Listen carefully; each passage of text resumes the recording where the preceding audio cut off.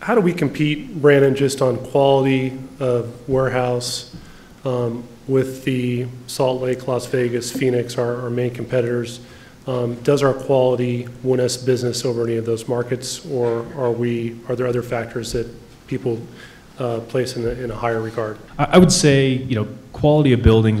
If you look at our market, we've got, a couple different segments. You've got the small regional distributor in a 5 to 10,000 foot space. You've got buildings that were built, 10, 15 years ago that are non-ESFR, 24 foot clear, that are pretty, anything being built in the last 10 years is an ESFR 30 plus foot building.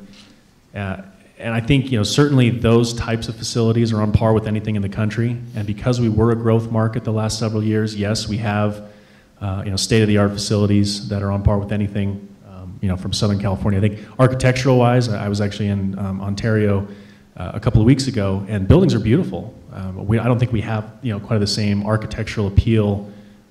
I know our construction managers, development managers are much happier building buildings here in Reno than they are trying to deal with California and the regulations in that regard.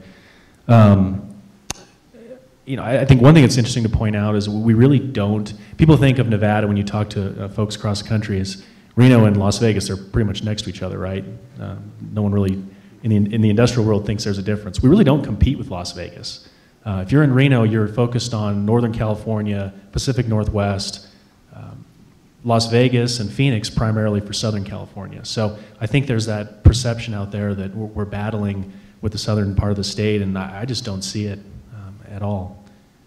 I don't know if I have much else to add on that. You have any other final comments you want to make just on anything you've heard here from the warehouse distribution spot?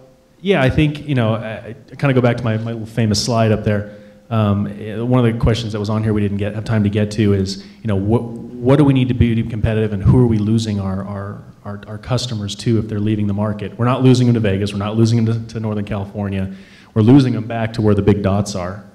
And we've had a couple of customers that have been in the market for 30 years that had nothing to do with the distribution side, but the access and availability of capital and how that ties into their inventory.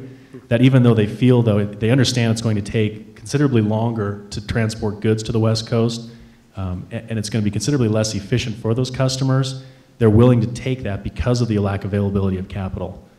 So I think right now when you see, who have we lost to, it's the big dots up there. Yeah, no, good comment.